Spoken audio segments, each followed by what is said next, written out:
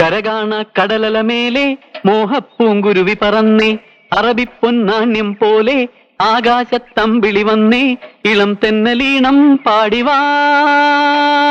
തെയ്യന്താര തെയ്യന്താര തെയ്. ഏതോ സ്വപ്നം പൂവണിഞ്ഞതോ. ജിമ്മേ, അവിടെ നിന്നേ.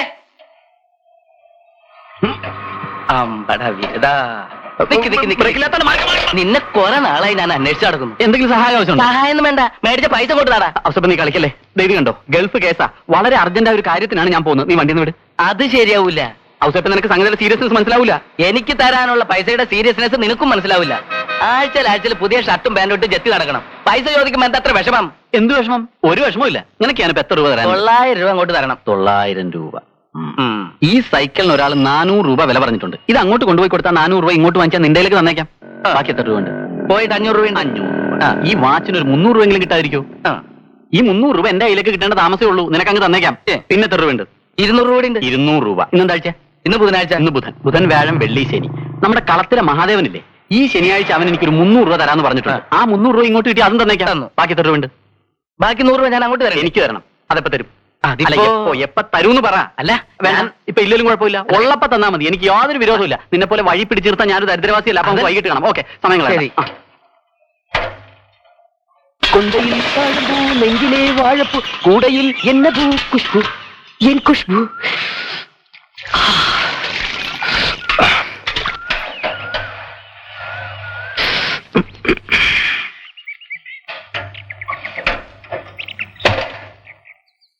പവിത്ര ഇവിടെ ഇല്ലേ? പവിത്ര കണ്ടോ, നിനക്കാ ഗൾഫിലുള്ള നിന്റെ അമ്മാവൻ അയച്ചതാ. ഞാൻ പറഞ്ഞില്ലേ ഈ ആഴ്ച എനിക്ക് വിസ വരുമെന്ന്. വായിക്കേ, നീ വായിക്കേ.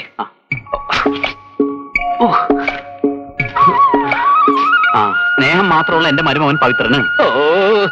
സോറി, വായിക്കേ. ഈ കത്ത് കിട്ടിയാലുടൻ നീ ബോംബെക്ക് വരിക. അവിടെ ദാദർ സ്റ്റേഷന് തൊട്ടടുത്തുള്ള ഗരുഡ ഏജൻസിയിൽ ചെന്ന് കോഴിക്കോട്ടുകാരൻ ഹംസയെ കാണുക. നിന്റെ വിസ അദ്ദേഹത്തിന്റെ കയ്യിലുണ്ട്. അദ്ദേഹം നിന്റെ എല്ലാ കാര്യങ്ങളും ശരിയാക്കും. ഇവിടെ ഒരു ഷെയ്ക്കിന്റെ കമ്പനിയിലെ മാനേജറായിട്ടാണ് നിനക്ക് ജോലി. ഉടനെ എത്തുക. ഷെയ്ക്ക് നിന്നെ കാത്തിരിക്കുന്നു എന്ന് നിന്റെ ശങ്കരമ്മാവൻ. നീ ഭാഗ്യവാനാണാ. ഗൾഫിലെ ദൈവം നിന്നെ അനുഗ്രഹിച്ചു. ഇനിയിപ്പോ ഞങ്ങളുടെ കാര്യം നീ പേടിക്കണ്ട. ഗൾഫിലെത്തി 2 മാസത്തിനുള്ളിൽ നിന്നെയും ബഷീറിനെ ഞാൻ നടത്തൂടാ. അത് തന്നെ. ഓക്കെ. എന്നിട്ട് ഗൾഫ് മരുഭൂമിയിലെ സ്വർണ്ണ കൊട്ടാരങ്ങളിൽ നമ്മൾ സുൽത്താൻമാരെ പോലെ വാഴൂടാ. നീ എന്നാ പോകുന്നത്? എപ്പോഴാ പോകുന്നത് ചോദിക്ക്. എപ്പോഴാ പോകുന്നത്? ദാ ഇപ്പൊ തന്നെ. അളിയാ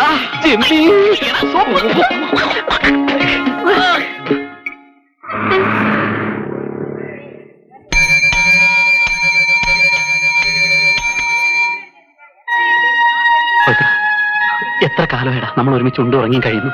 സന്തോഷത്തിലും ദുഃഖത്തിലും കഷ്ടപ്പാടിലും ഒക്കെ നമ്മൾ ഒരുമിച്ചായിരുന്നു. എത്ര ഓണങ്ങളും ക്രിസ്മസുകളും നമ്മൾ ഒരുമിച്ച് ആഘോഷിച്ചു. വാടക വീട്ടിന്റെ വരാന്തയിൽ ആകാശത്തേക്ക് നോക്കിക്കിടന്ന് നമ്മൾ എന്തെല്ലാം സ്വപ്നങ്ങൾ നെയ്തു. അതൊക്കെ ഓർക്കുമ്പോ എനിക്ക് നിന്നെ പിരിയാൻ തോന്നുന്നില്ല. ഓട്ടറ, എന്താ ചെയ്യാ? ഹോട്ടലിൽ നിന്ന് പ്രസിന്നൊക്കെ കിട്ടുന്ന നിസ്സാര വരുമാനം കൊണ്ട് എത്ര നാൾ നമ്മളിങ്ങനെ കഴിയും? എല്ലാം ദൈവം കാണിച്ചെന്ന വഴിയാ. താമസിയാ നീയും രക്ഷപ്പെടും. എനിക്കും രക്ഷപ്പെടണം. പിന്നെ എന്റെ കാര്യം ബഷീറോട് പറയാൻ പറ്റില്ല. അത് ഞാൻ പറഞ്ഞോളാം.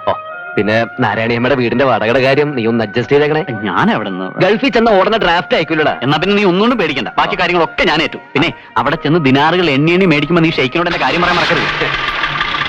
സമയായി. എന്നാ ഞാൻ പോട്ടെ. പോയി വരട്ടെ എന്ന് പറവിത്ര. പിന്നെ എന്റെ വിസയുടെ കാര്യം മറക്കരുത്. ശങ്കരമാവനെ ഞാൻ പ്രത്യേകം അന്വേഷിച്ചതായി പറഞ്ഞു. എങ്ങോട്ടാ യാത്ര? നേരെ കിള്ളിക്കുറിശി മംഗലത്തുള്ള അമ്മാവന്റെ വീട്ടിലേക്ക്, അതുവഴി മാപ്രാണത്തുള്ള അമ്മയുടെ മോളുടെ വീട്ടിലേക്ക്, പിന്നെ ബോംബെക്ക്, അവിടെ നിന്ന് പറഞ്ഞ് ഗൾഫിലേക്ക്. അപ്പൊ താനോ? എനിക്കൊരു ശവപ്പെട്ടി മേടിക്കാം.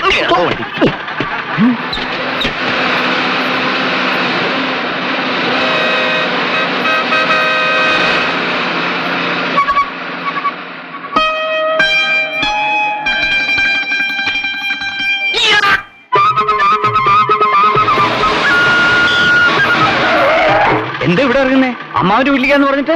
അമ്മാവനും ഇല്ല, അമ്മായില്ല. ഇവിടുന്ന് നേരെ കോയമ്പത്തൂർ, അവിടുന്ന് മേട്ടുപാളയം, പിന്നെ ഇവിടുന്ന് ഊട്ടി. ഊട്ടിക്കോ? കൈ വിടുന്നു.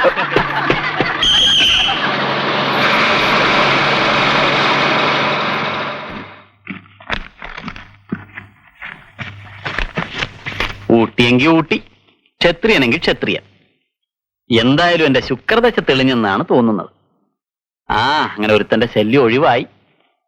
നീ നോക്കിക്കോ, ഊട്ടിയിലെ സുഖശീതളമായ കാലാവസ്ഥയിൽ തൃപ്പത്തൂർ കോവിലകത്തെ തമ്പുരാനായി എല്ലാ സ്വത്തുക്കളുടെ ഉടമയായി ഞാനൊരു രാജാവിനെ പോലെ വിലസുമ്പോ നീ ഗൾഫിലെ ചുട്ടു പൊള്ളുന്ന മണലാരണ്യത്തിൽ ഒരു തൊഴിൽ അന്വേഷിച്ച് തെണ്ടുകയായിരിക്കൂടാ തെണ്ടി.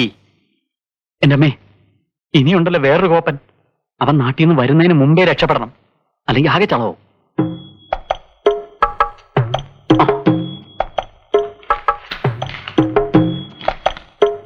പ്രിയപ്പെട്ട ബഷീർ,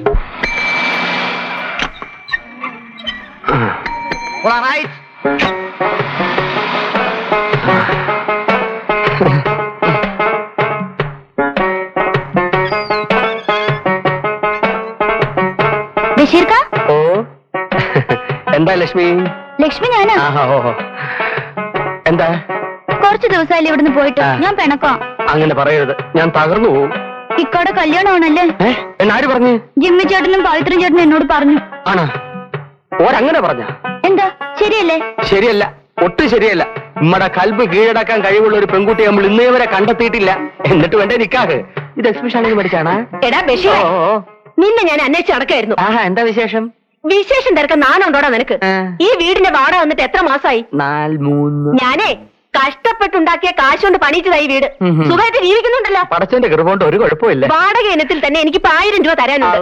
അതിന് എന്ന് കിട്ടാനാ? അത് നേരെ നേരത്തിന് മൂക്കുമുട്ട തിന്നാനും നല്ല പാന്റ് ഷർട്ട് ഇടാനും കാശുണ്ടല്ലോ. നല്ലതാണ്. എന്റെ കാശ് തരാൻ പറയുമ്പോ ഒരുമാതിരി നിനക്കൊന്നും പറയിപ്പിക്കരുത്. നിങ്ങളൊന്ന് മെല്ലെ പറയും.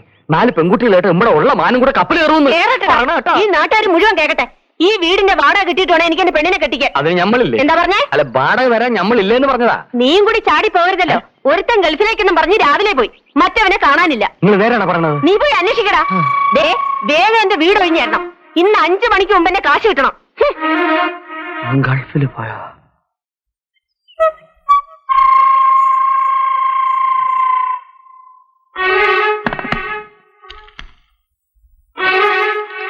പ്രിയപ്പെട്ട ബഷീർ, ഞാൻ പോകുന്നു. പവിത്രൻ നമ്മെ രണ്ടുപേരെ ഉപേക്ഷിച്ച് ഗൾഫിൽ സ്വർണം കൊയ്യാൻ പോയി. അതുകൊണ്ട് ഞാനും ഇവിടെ നിന്ന് രക്ഷപ്പെടുന്നു. നാരായണിയമ്മയുടെ വാടകക്കാശും കടകളിലെ പറ്റുകാശും നീ തന്നെ കൊടുക്കണം. Good bye, good night. ഇന്ന് സ്വന്തം ജിമ്മി.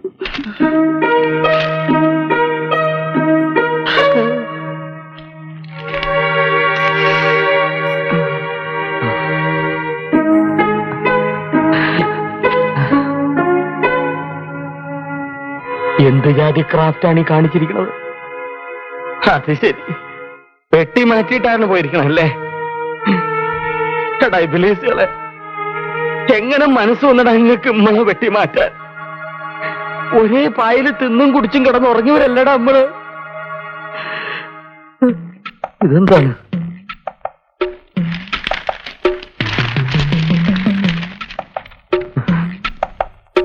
നമ്മളെ കുത്തുവാള എടുപ്പിച്ചിട്ട് രക്ഷപ്പെടാനാണ് ഭാവമെങ്കിൽ നടക്കൂല. എടാ പവിത്ര, ജിമ്മി, ആമ്പറപ്പുളെ, നിങ്ങൾ ഏത് തുളയും തുള്ളിക്കൂടെ ചാടിയാലും